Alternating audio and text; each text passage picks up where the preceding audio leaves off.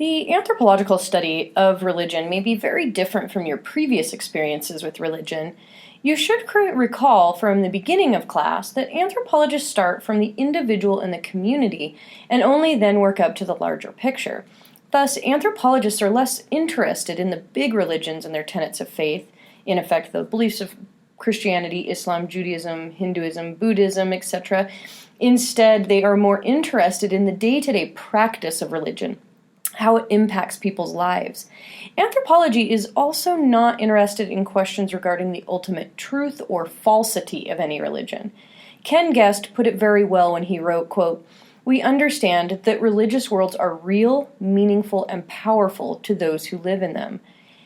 In other words, the ultimate truth of a religion does not matter, because for a believer, a religion is ultimately true, whether we choose to agree with them or not. What is your image of a Buddhist monk? A quiet, meditating man in flowing robes? Men living by a doctrine of nonviolence and peace?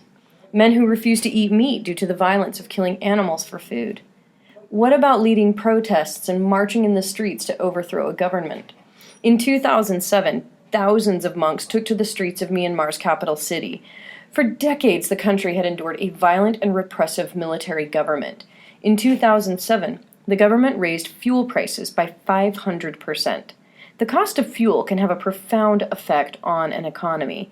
Anything that needs to be transported to a store or market uses fuel to get there. Thus, when fuel prices went up by 500%, prices on virtually all goods, everything from eggs to cooking oil, also went drastically up. In a nation where the majority of the citizens live in poverty, this was a big problem. The nation's population took to the streets in protest. They quickly found that they were no match for the government's military power. The protesters were beaten back by the military, and the government nearly succeeded in quelling resistance. But then they made a fatal mistake. The military shot and beat several Buddhist monks. Myanmar's population is deeply religious, and Buddhist monks are considered among the most sacred people in the nation. The physical assault on the monks reinvigorated the protests against the government. Thousands of the nation's monks took to the streets to join the protests. They marched in the streets flanked by thousands of citizens who were willing to bodily protect these monks. In the end, the 2007 protest was just one of many, and by 2011, the military junta that had controlled the country for decades was officially dissolved. The nation still has many troubles to resolve, but the monks had their say, and the military rule is gone. For religious men and women devoted to peace and tranquility, this is a tremendous display of political power. As we have seen throughout the semester, systems of power are pervasive throughout human cultures. They interact with everything from economics, politics, race, gender, to, of course, religion.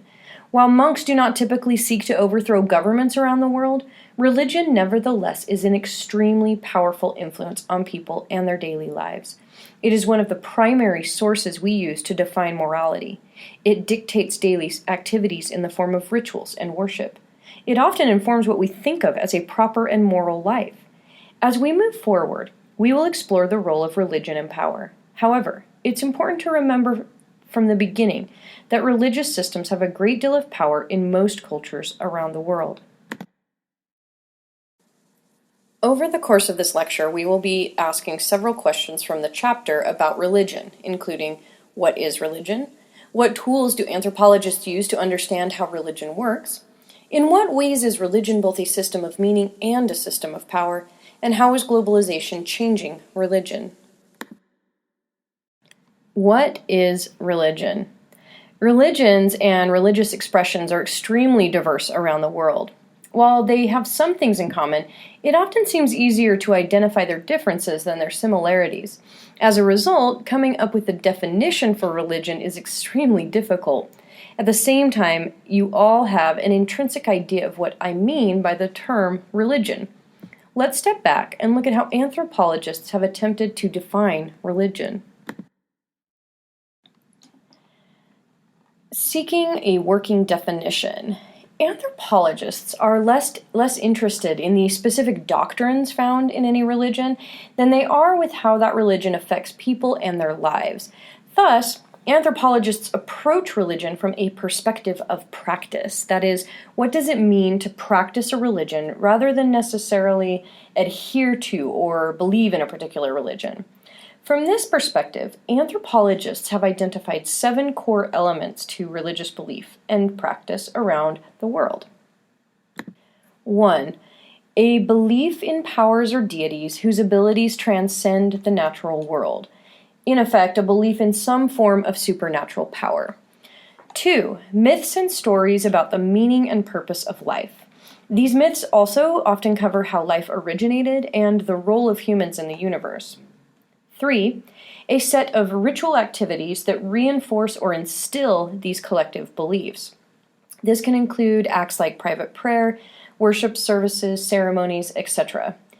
4. A symbol system used in religious practice that represents key aspects of the religion or tenets of faith. For example, the crucifix or cross in Christianity, the Star of David in Judaism, and the Star and Crescent in Islam. 5. Identifiable specialists in the religion who assist or instruct the average believer, such as priests, rabbis, etc. 6. Institutions that preserve, explore, teach, and implement the religion's beliefs. These can be everything from a simple countryside chapel to archives and libraries that seek to preserve a religion's history. 7. A community of believers. Much like when we first defined culture, we said that a culture required a community. The beliefs and practices of one person represent a single and isolated experience. Only when a group of people share a belief system can we call it a religion. And not every religion incorporates all 7 of these core elements. Some religions emphasize certain elements more than others. By and large, most world religions will fall within this spectrum, though. Local expressions and universal definitions. When we think of religions from the large-scale perspective, we tend to think of them as following a set of definitions. That is, we can divide them up into distinct religions with a universal set of practices. We imagine that all Hindus follow a certain set of beliefs. All Christians subscribe to their own set of beliefs, which are different from those of Hindus, and so on. If someone does not follow a set of beliefs as we prescribe them, then they cannot be members of that religion. Thus, if someone said they were a Christian but then professed a belief in Hindu concepts of reincarnation, we might say that this person is not a true Christian. These broad definitions, however, are definitions that we impose on the world. They are reflections of our beliefs and not necessarily the beliefs of the people we are describing. Someone who professes to be a Christian is a Christian, at least inasmuch as that is how they see themselves. Therefore, if we want to understand them and their worldview, that is how we have to approach such an individual. When we look at local expressions of religions, we tend to find that they do not match our broader conceptions of what that particular religion should look like. This is why anthropologists are more interested in local practice rather than a religion's theology, scriptures, or histories. We have 2 good examples to look at where local practice is directly contrary to broader conceptions of the religion in question. These people still consider themselves to be practicing believers of the larger religions in question.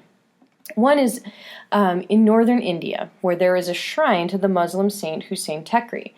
Hussein Tekri was a grandson of the Holy Prophet Muhammad. He died a martyr's death. That is, he died in the name of Islam.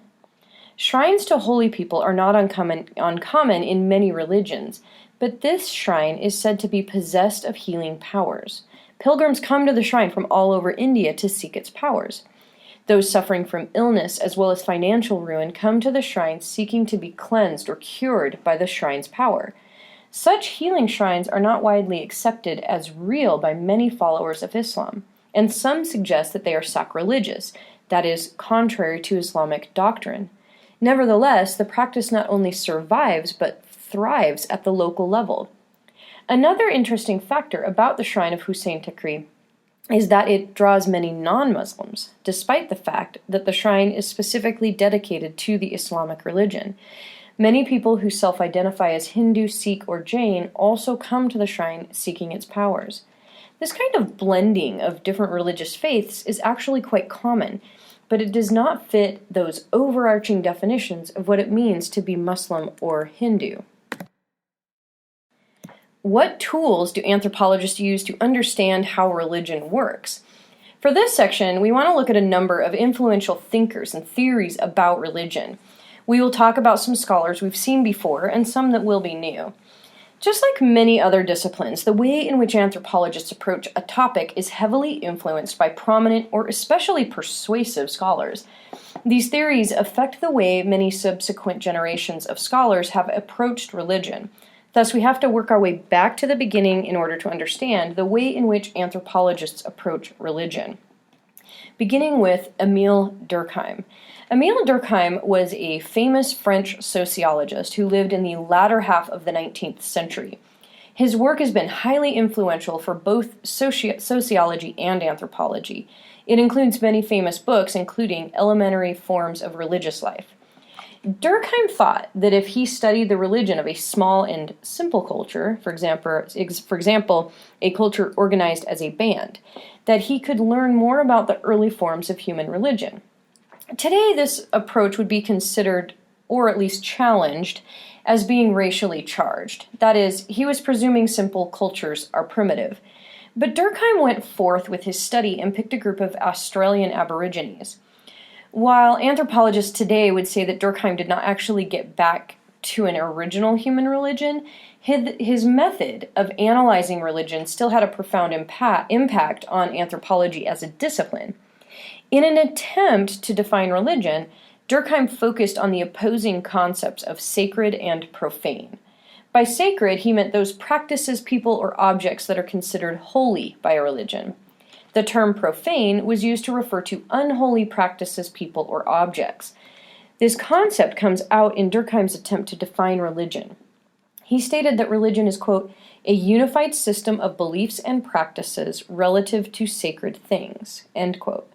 He was using a communal definition of what is considered to be holy to define a religion. Durkheim also was the first to bring attention to the role of what he called ritual in religion. Today, we would broadly define ritual as religious practice. It is the acts of practicing a religion that create the social structure of a religion. Durkheim saw the act of carrying out rituals as a powerful social tool to bind a society together. Once again, we come back to Karl Marx. We last talked about Marx's theories when we were discussing theories of class and inequality. Marx was particularly interested in the division between the proletariat, the workers, and the bourgeoisie, those who owned the means of production. Marx viewed religion within the framework of his larger views of economy and society. He felt that not only the economy but also other cultural institutions arose from what he termed the base, or the infrastructure. For Marx, the term infrastructure referred to the economic realities of the world in which people lived. For example, the kind of environment people lived in dictated the types of plants they could grow for food. The environment either did or did not have rich natural resources like coal, iron, or clean water. All of these natural features represented an underlying infrastructure on which cultural institutions could be built. Thus, Marx viewed the dichotomy between proletariat and bourgeoisie as fundamentally built upon the natural infrastructure. The workers did not have access to the raw materials. The bourgeoisie did. Noting that religiosity, i.e., the level of devotion to one's religion, tended to be higher among the proletariat than among the bourgeoisie, Marx viewed religion as a response to the infrastructure. That is, the infrastructure made the proletariat poor and defenseless. Thus, they needed religion as a balm to soothe their rough lives. Marx, however, phrased this more bluntly when he said, "Religion is the opiate of the masses." In the 19th century, opium was used as a common painkiller as well as an illicit drug. Marx was saying that religion was used to dull the pain of life among the proletariat.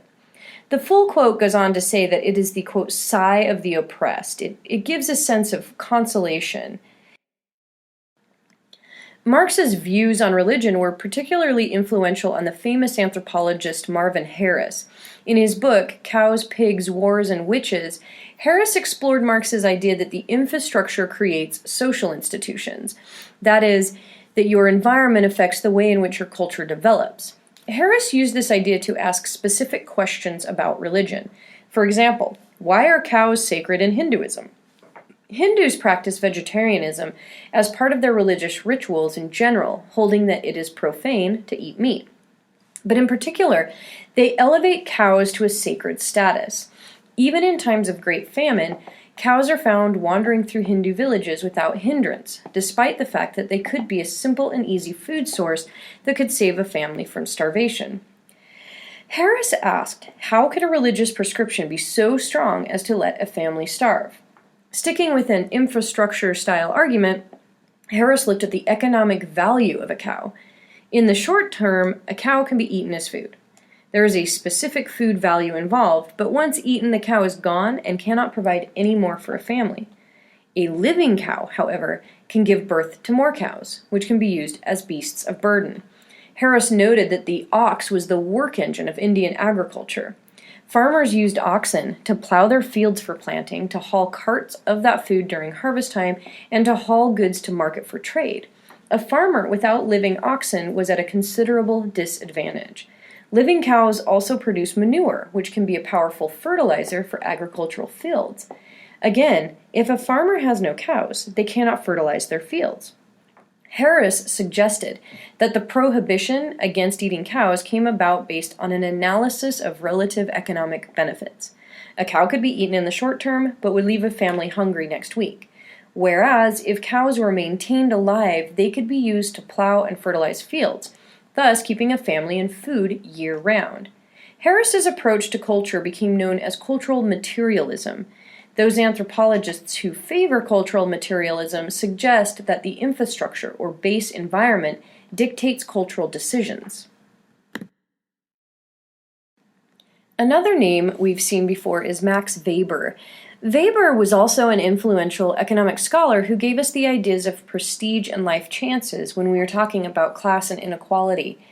In discussing class and inequality, Weber largely reinforced the ideas that had been previously forwarded by Karl Marx.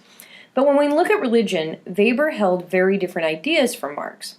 Where Marx saw religion as a creation of the infrastructure and economy, Weber held that religion itself could be a powerful influence on the economy.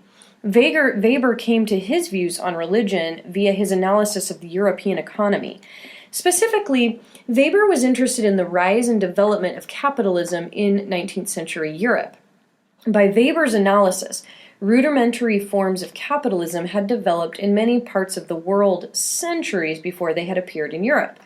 But in each of these cases, those first stages of capitalism had not developed into a complex system like that found in Europe. In seeking to answer why this was the case, Weber turned to religion. In his book, The Protestant Ethic and the Spirit of Capitalism, Max Weber argued that it was European religion that allowed capitalism to thrive. Specifically, Weber identified the strong work ethics and the high value placed on thrift and discipline among many Protestant religious groups. He felt that these values of work and restraint were the perfect flowering ground for complex capitalism. Weber, however, worried that the success of capitalism would increase the rate of cultural secularism, i.e. the abandonment of religion, which in the end would undermine the success of capitalism itself. At least in the case of Europe, the first part of Weber's prediction seems to have come true. Rates of religious belief in Europe are at record lows and continuing to decline. Religious belief in the United States is also on the decline, but in comparison to Europe and other industrialized core nations, the United States has incredibly high rates of religiosity. Whether an abandonment of religious faith will lead to the downfall of capitalism, only time will tell. In his studies of religion, Max Weber had proposed an evolutionary typology of religion as well. That is, he proposed 3 phases of development in world religions. Today, Weber's typology no longer has much influence, but his work does represent the origins of anthropological interest in shamanism, which is one of the most heavily researched subjects in modern anthropology. Because religions tend to have identifiable specialists or religious practitioners, I want to distinguish between priests and shaman before I discuss Weber's typology. Priests are those who hold a full-time religious office, which is often elected or appointed, whereas a shaman is a part-time religious practitioner with the ability to mediate between individuals and supernatural beings. Shamanism represents one of the, quote, simplest forms of religion found on the planet. By simple, we mean that there is no hierarchical structure. Relatively few people are involved as religious specialists. There is a great deal of fluidity in beliefs in religious power as well. Shamanistic religions are focused around individual religious practitioners known as shamans. In academic terms, a shaman is a part-time religious practitioner, as I've already said. That is to say, this is not their full-time job. They still usually have to provide for their subsistence by other means. Shamans have a special and personal connection with supernatural powers or beings. This ability is typically activated through a shamanic trance. Trances are created by a variety of means, including meditation, fasting, and on occasion, the ingestion of a variety of substances, sometimes hallucinogenics or hallucination-inducing substances. In a trance, shamans can petition the supernatural powers for the benefit of their people. The process of becoming a shaman has also been of great interest to anthropologists. Shamanism is predominantly found in simple cultures resembling bands or tribes. In these cultures, social status has to be achieved rather than inherited or bestowed. As a result, in order to become a shaman, you must achieve your standing by personal trial. Shamans typically undergo a variety of initiation rites or trials, rituals. If during the course of these trials they are able to make contact with the divine, they can become a shaman. Different varieties of shamanism have been observed in countless cultures around the world, and these have been studied by many anthropologists. For example, Laurel Kendall studied women shamans in rural South Korea. These women called upon local gods and deceased ancestors on behalf of other women in the community who were seeking assistance with everyday problems such as injuries or illness, troublesome children, a drunken husband, or economic struggles. Once the supernatural powers were channeled by shamanic trances, they would seek to advise or console the women in need of support. Similar scenes of supportive shamanism have been seen in many cultures, including among the Tuareg, with whom I work in Mali. If we are going to talk about religion and supernatural beliefs, we need to also talk about magic. Conceptions of magic vary widely in cultures around the globe, but they are also extremely prevalent, showing up in virtually all cultures. Much like religion, magic can be very difficult to define, particularly when asking whether or not it is even real to begin with. Broadly speaking, we can adopt our definition of power to our concept of magic.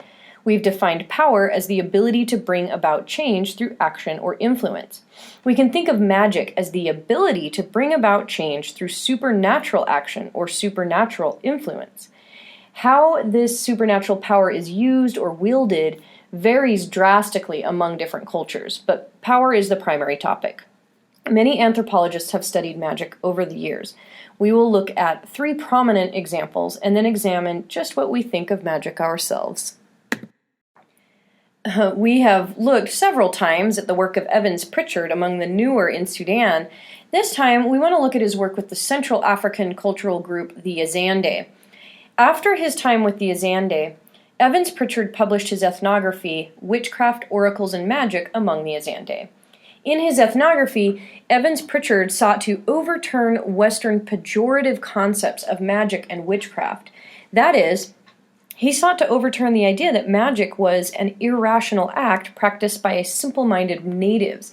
He argued instead that magic and witchcraft only appear inconsistent and irrational when they are arranged like museum objects on a shelf and examined outside the context of daily life. Evans Pritchard was critiquing Westerners who would dismiss a cultural tradition as irrational without truly understanding that tradition. Evans Pritchard found that among the Azande, witchcraft was a central element of daily life. Virtually all misfortunes that could happen in life were traced back to witchcraft. If you were ill, it was caused by witchcraft. If someone died, it was caused by witchcraft, and so on. Interestingly, witchcraft could be caused by people without knowing it. Witchcraft was considered to be inherited from a parent and could be carried out unconsciously. In this way, witchcraft was more akin to what modern-day Westerners might call psychic power. No spells or incantations were involved. Witches, both male and female, could simply will things to happen. Thus, witchcraft was found throughout daily life. All misfortunes were caused by it, as I said, and many people could be perpetuating it without ever knowing that they were. Magic, on the other hand, was a deliberate act among the Azande. Magic was consciously performed through incantations and spells by trained witch doctors, a Western term if there ever was one. The witch doctor's primary purpose was to counteract the misfortune created by witchcraft. Using their magic, witch doctors would attempt to identify the source of the misfortune and then ask that person to stop performing witchcraft. Evans Pritchard's work among the Azande was groundbreaking for anthropological studies of magic and highly influential in its devotion to cultural relativity. It became a central cornerstone of modern anthropology. For another example of magic in Africa, we turn to the work of anthropologist Paul Stoller. Stoller's work is unusual in that he was fully initiated as a sorcerer living among Africans in the Songé region of Niger. Stoller, after spending time in local communities, was able to be taken on as an apprentice to a local sorcerer. As part of that experience, he lived the life of a traditional magic practitioner. He had to memorize incantations, he had to eat special foods required as part of the initiation, he ingested powders and wore magical objects for protection. In short, he took the concept of participant observation to its fullest extent. As part of his field research, Stoller also reported incidents that are somewhat more difficult to understand. Stoller claims to have indirectly participated in an attack of sorcery that resulted in the temporary paralysis of the victim. He also claims to have experienced an attack of sorcery himself.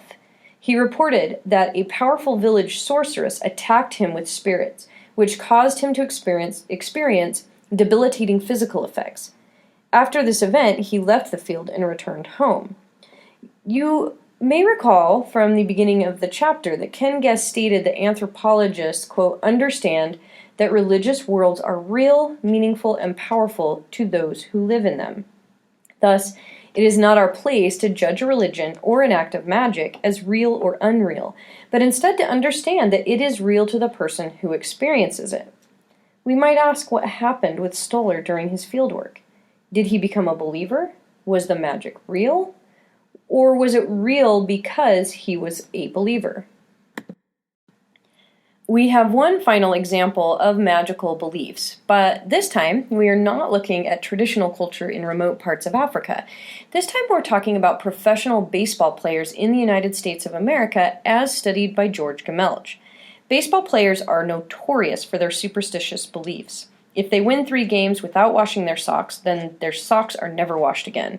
If a pitcher touched the bill of his cap before throwing a pitch the last time he struck out a batter, then he will keep touching the bill of his cap before throwing a pitch. These kinds of repetitive acts have been documented time and time again by numerous sources, including by Gemelch. A cultural pattern of beliefs has developed among these athletes that favor the use of repetitive acts with the belief that they will bring about a desired outcome. You may be inclined to think that these are just little superstitions and do not amount to magic.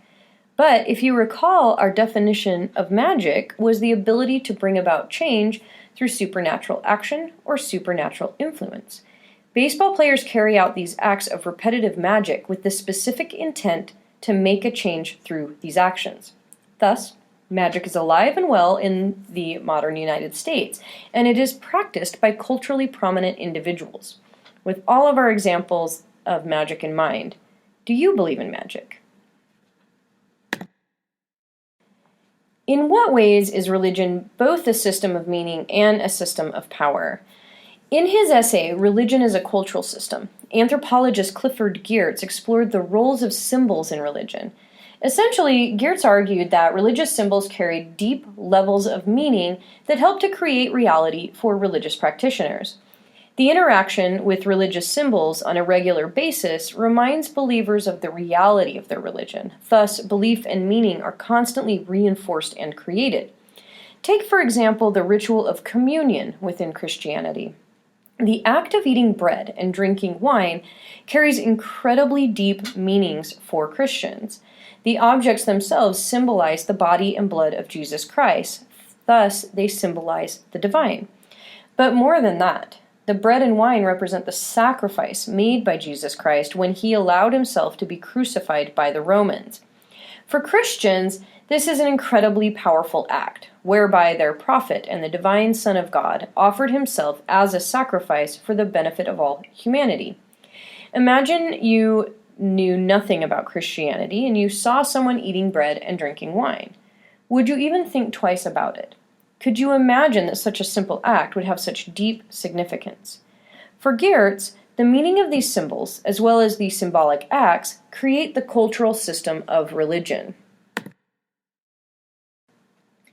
As we said at the beginning of this lecture, we cannot talk about religion without talking about power. Power is negotiated through all cultural systems, and perhaps even more with religious systems. Religion is also a system that provides explicit meaning to many people in their daily lives. We have to balance our understanding of religion between its meaning and its use as a system of power. Anthropologist Talal Asad objects to Geertz's explanation of religion. For Asad, it is not enough that we simply accept symbols as imbued with meaning. He asks, where did this meaning come from, and how was it established as canonical? Or as he terms it, what was the, quote, authorizing process that gave a symbol its meaning? Asad argues that the meanings behind religious symbols was produced through a complex historical process through which meanings were created, contested, and maintained. In other words, processes that were rife with power and contention. Asad also cautioned against Western scholars taking too narrow a view of religion. He was concerned that the preconceptions and cultural backgrounds of anthropologists would misguide them in their study of religion within other cultures. For this reason, he argued against using universal definitions for religion. He suggested that such definitions only limit an anthropologist's ability to conceive and understand religion. It is very important to always remember the dynamics of both power and meaning when we approach religion. Whether or not we share a belief in the meanings behind a religion, its constituents do, and that makes their experience real and important for them. Blurring the boundaries between meaning and power, religion and revolution in Mexico. Let's turn and look at the events that occurred in the 1990s in Chiapas, Mexico. The people living in the state of Chiapas are among the poorest in all of Mexico. However, the state sits upon abundant national resources, including oil, natural gas, and hydraulic power. Unfortunately, a majority of these profits from these industries leave the state. Fed up with the repressive economic conditions, a group of local residents led a coordinated march in 4 cities throughout the state on January 1st, 1994. This group became known as the Zapatistas. They advocated for economic equality for the people of Chiapas. The government quickly blamed Samuel Ruiz Garcia, a cardinal in the Catholic Church of Chiapas, for inciting rebellion. This was an extraordinary step since even today approximately 90% of all Mexicans identify as Catholic. Publicly blaming a Catholic cardinal was a dangerous thing for the government to do in a country where the church has such widespread support. Indeed, the Zapatistas movement continued for many more years after the initial protests, despite the government's attempts to crack down on it. We might ask, though, why did the government blame the cardinal? Was there any truth to the charge? In 1959, Pope John XXIII called for a Vatican Council to modernize the Catholic Church. This was a major event in the history of the Catholic Church. The council became colloquially known as Vatican II, because it was only the second Vatican Council that had ever been called in the Church's nearly 2,000-year-long history. The council called for many radical changes, including the abolishment of the Latin Mass in favor of the Mass being performed in local languages. In general, these reforms were aimed at making the church more friendly to its constituents and improving the church's involvement with people's daily lives, rather than simply expecting them to attend Mass once a week. Having absorbed the lessons of Vatican II, Cardinal Ruiz Garcia returned to Chiapas and began to work to implement its message of openness and interest in supporting the people. In particular, the cardinal began to place more emphasis on training catechistas. A catechista was a specially trained lay teacher for the church. That is, they weren't professional teachers or priests, but community members seeking to become more involved in the church. The cardinal dictated that the training of catechistas should take a high priority, and that in their training, issues of community life and social needs should be given just as much attention as church doctrine and scripture. The program was highly successful, and the state went from having just 700 catechistas in 1960 to over 8,000 by the time of the Zapatista revolt. While Cardinal Ruiz Garcia did not organize or support the Zapatistas, the message being spread by the cardinal's catechistas, a message on the importance of community life and social needs, mirrored the calls for social justice being made by the Zapatistas. Did the cardinal lead or conspire with the rebellion? No. However, his policies did build community interest in the issues of social justice that spurred the revolution. This brings us to the end of our lecture. Be sure to read and pay attention to the final section in your chapter, How is Globalization Changing Religion? With the increases in globalization, we have seen increased contacts between people of different faiths. Thus, people have an increased awareness of the existence of other religions. The forces of time-space compression, uneven development, and conflicts between nation-states all affect religions around the world. In what ways do you think globalization has changed religion?